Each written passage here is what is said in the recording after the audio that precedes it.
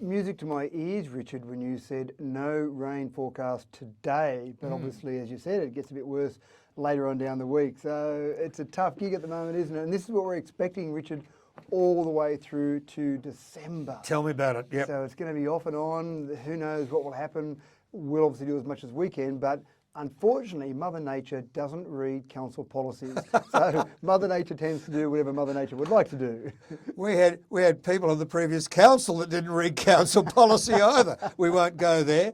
But you left yourself open for that one very quickly. I've got the two Richies, Richie Polanco and myself.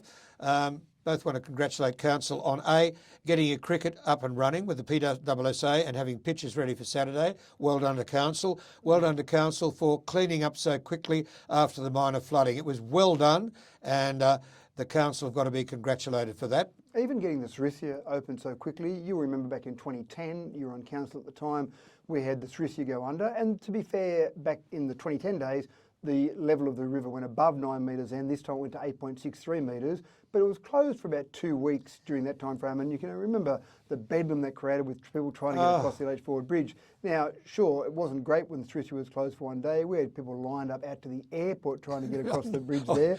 A lovely photograph. We had them lined up well below Mayoral Road, halfway at the golf course, actually trying to get through, but at least things moved. And the other thing Council did, which was really good, close off all the side streets up to Darling Street once you got across the bridge, so you could get the traffic flowing and moving. Correct, and that was another experiment we tried. Not experiment, that was another educated process that we tried with this particular one, which we haven't tried before. Well, it worked. It did seem to work quite well, so we'll learn from that. But again, just getting that Sarisia open, it was barely closed for a day in total, and luckily part of that was on a weekend. So the impact on traffic was really that first Monday.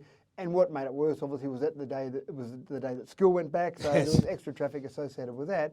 But getting that open and getting the agencies working together. So we had SES, we had the police, we had Rural Fire Service, obviously council in there involved as well. So getting all those agencies communicating, absolutely critical, and getting them working together to try and make things happen as quickly as possible. And even Blythe Street, obviously that opened up again on Tuesday morning, so that allowed any of those retailers that were impacted by that, and some of those retailers spoke to me along there that were impacted, maybe getting stock into the back of those shops that were Macquarie Street shops, or just getting people to be able to park down there.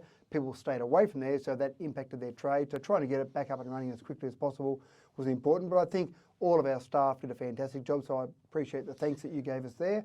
But it's not just our staff, it's all those different agencies working together to get a great outcome for Dubbo. It is good.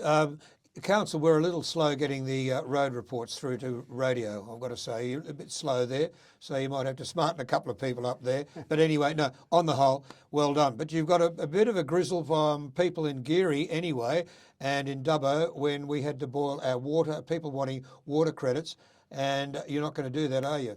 Just the expense of that. So that was a discussion that we had at Council previously when the boil water alert was on Geary, and councillors discussed that and said, well, let's have a look at that.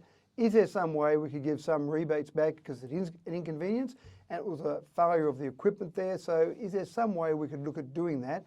And it was interesting because some of the councillors said, well, we haven't done it in the past, and what does that do for the future in terms of boil water alerts, in terms of every time it happens, then do we need to have some sort of compensation? Went through a process, asked the staff to give us some information back. They did a calculation based on what it might cost you additionally to boil your water. In other words, were there some additional electricity costs? Obviously that was the case, but the calculation from the staff was that the amount you might give back to each resident to compensate for that additional electricity they might use might be in the order of dollars, a few dollars for each household, but just the administrative side to actually go and process that would actually cost council more than the amount you might give back to those residents. So based on that, and based on the fact that obviously we're still treating water and still delivering water to those residents, albeit you had to boil it before you could drink it, the decision from council was not to go ahead with that. Now that was a committee meeting, as you fully understand.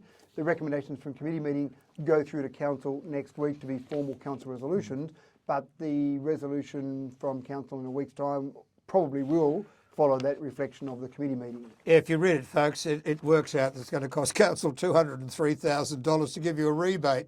To give a rebate of in the order, I think it was $50,000 or $60,000. Exactly, rebates. $56,000 in rebates. It's going to cost $203,000 of staff time to do that. It's our money, so I think the committee made the right decision. No rebates, thanks very much. Yeah, and it's something that hasn't ever happened before. Yeah. And a bit of research across the state, it was very hard to find any councils that gave rebates back when there was a boil water alert on. So unfortunately, yes, it'd be nice to say to residents, sorry, we had that boil water alert on there and we'll give you something back, but in this case, the decision, again, from the committee was not to do that. Okay, report on the Financial Performance Committee.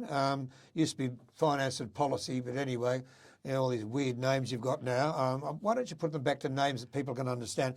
Why are we investing in the Bank of China? You've got two investments there in the Bank of China. They're not large investments. Why are we doing that? Every other investment out of the $235 million of council money invested is in Australian companies. Why the Bank of China?